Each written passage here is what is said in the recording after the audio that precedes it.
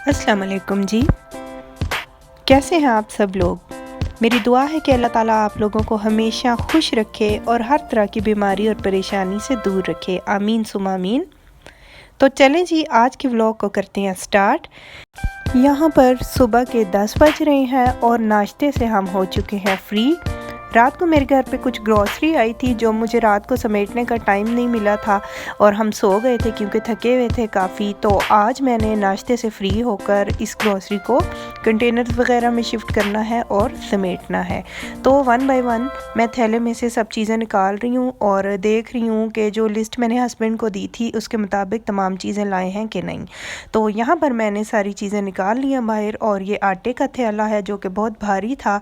और ये देखें जी, यहाँ पर पड़ी हुई है मेरी तमाम ग्रॉसरी और इसमें से चावल का एक पैकेट फटा हुआ था तो मुझसे थोड़े से चावल नीचे भी गिर गए हैं। ठीक है, तो अब इसको करते हैं कंटेनर्स वगैरह में शिफ्ट। यहाँ पर मैंने अपने तमाम कंटेनर्स वगैरह को धो के जो धोने वाले थे अच्छे से साफ़ कर लिया है ताकि उसमें मैं अपनी ग्रॉसरी आइटम्स रख सकूँ।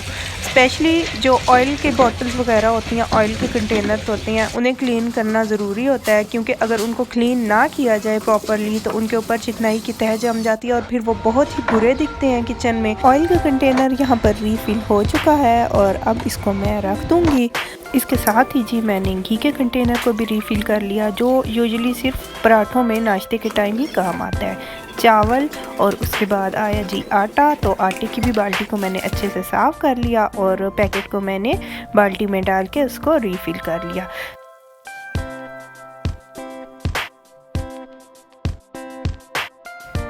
तो जी यहाँ पर बज रहे हैं सुबह के 11 और मैं हो चुकी हूँ रेडी क्योंकि मुझे कुछ काम से बैंक जाना था और इस वक्त बाहर बहुत ज़्यादा तेज़ धूप थी और गर्मी भी शदीद थी। बच्चों को भी मैंने अपने साथ रेडी कर लिया था क्योंकि घर पे कोई और नहीं था। तो खिड़की में से आप देखें बाहर कितनी तेज़ धूप है। बैंक पहुंचकर परीसा तो मेरी गोद में ही सो गई थी क्योंकि उसको बहुत ठंडा ठंडा फील हुआ था और बस हम यहाँ पर बैठे हुए हैं वेटिंग में क्योंकि हमें मिला था 17 नंबर का टोकन। तो वेट कर रहे हैं हम। असफन को मैंने आगे बिठा दिया क्योंकि परीसा मेरी गोद में सोई हुई थी और अब आ चुकी है हमारी बारी। तो असफन को ही मैंने काउंटर पर भेजा है। तो इस तरह के छोटे मोटे ऑफिशियल कामों में मैं बच्चों को आगे आगे ही रखती हूँ क्योंकि ज़ाहिर है बच्चों ने आगे अपनी ज़िंदगी में जो है इस तरह के काम करने होते हैं तो उन्हें इस चीज़ का एक्सपीरियंस होना चाहिए और इससे बच्चों में सेल्फ़ कॉन्फिडेंस भी बिल्ड होता है। तो बस मेरा काम हो चुका था और हम लोग आ चुके थे वापस घर। बहुत ही ज़्यादा गर्मी थी भाई, बाहर काफ़ी तेज़ धूप निकली हुई थी और गर्मी काफ़ी ज़्यादा थी। तो घर आके हमने सुकून का सांस लिया।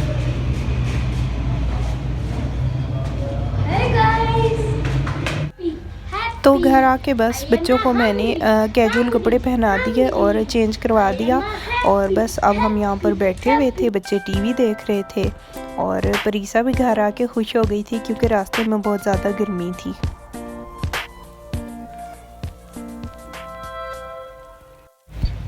यहाँ पर मैं अपने हस्बैंड का सूट प्रेस कर रही हूँ नेक्स्ट वर्किंग डे के लिए। तो ये काम मैं एक दिन पहले ही करके रख देती हूँ क्योंकि सुबह इतना टाइम नहीं होता कि सब काम मैं साथ साथ कर सकूँ। तो जी बस यहाँ पर मैंने कपड़े कर लिए थे प्रेस। हाँ जी, तो आज मैं बहुत खुश हूँ। मेरे हस्बैंड मेरे लिए एक सरप्राइज़ गिफ्ट लेकर आए हैं। मुझे पता भी नहीं था कि वो क्या लेकर आ रहे हैं। तो बस असफन ने मुझे अभी अभी आके बताया कि मम्मा देखें बाबा आपके लिए गिफ्ट लेकर आए हैं। तो जी ये है मेरा सरप्राइज़ गिफ्ट और गेस करें कि ये क्या है। तो चले मैं खुद ही बता देती हूँ कि ये क्या है।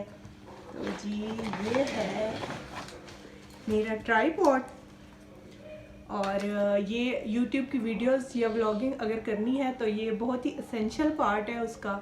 और मैं बहुत ज़्यादा खुश हूँ अल्हम्दुलिल्लाह, मेरा ट्राइपॉड आ गया है। तो अब इस पर मैं मोबाइल लगाकर और अपनी वीडियोस शूट किया करूँगी क्योंकि मोस्टली ऐसा होता है कि हम जो हाउस वाइफ्स होती हैं, जो मदर्स होती हैं, उनके पास कैमरा मैन जो होता है वो अवेलेबल नहीं होता।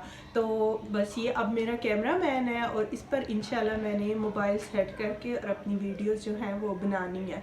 तो आइए इसको करते हैं फिक्स।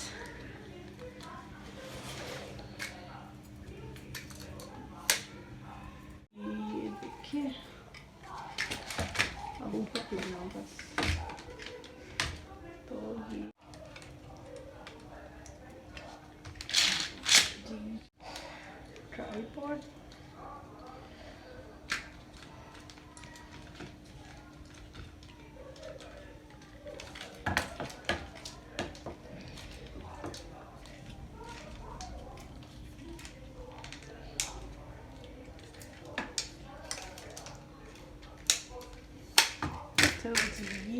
ट्राइपॉड।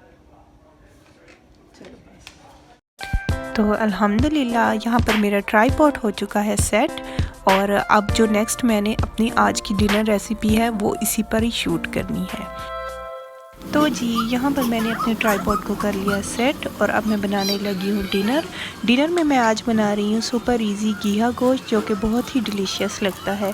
तो इसके लिए मैंने एक पैन में ऑयल लेकर उसमें बीफ को शामिल कर लिया, और फिर उसमें एक बारीक बारीक प्याज काट लिया है। बीफ और प्याज को हल्का सा फ्राई करने के बाद इसमें मैं अपने नॉर्मल वाले मसाले डाल दूँगी। सबसे पहले मैंने इसके अंदर अदरक और लहसुन का पेस्ट जो मेरे पास पहले से पड़ा हुआ था वो डाल दिया। इसके बाद अब मैं इसके अंदर शामिल करूँगी नमक, और फिर मैंने शामिल की मिर्चें और हल्दी और खुश्क धनिया। बस इसमें और मैंने ज़्यादा कुछ नहीं डाला। तो बस ये नॉर्मल मसाले डाल के मैंने इसमें ऐड कर दिया थोड़ा सा वाटर, और फिर उसको कवर करके थोड़ी देर तक गोश्त को गलने दिया। तो यहाँ पर गोश्त हमारा गल चुका है, मसाला भुन गया, तो इसमें मैंने बारीक कटी हुई घिया यानी जिसे हम कद्दू भी कहते हैं वो शामिल कर दिए हैं। तो अब इसको मैं कवर करके हल्की सी आंच पर पकाऊंगी। तो जी बस घिया गोश्त हमारा हो गया है रेडी, और इसको मैं कर दूंगी सर्व।